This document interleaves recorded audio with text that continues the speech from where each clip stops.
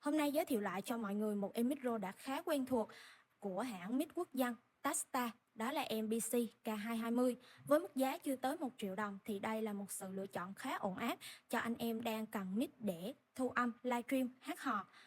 Chất âm của K220 thì cho ra khá rõ ràng, chi tiết, giọng hát tự nhiên, không bị quá chói hay gắt. Đặc biệt là tiếng hát nhẹ, dễ kiểm soát.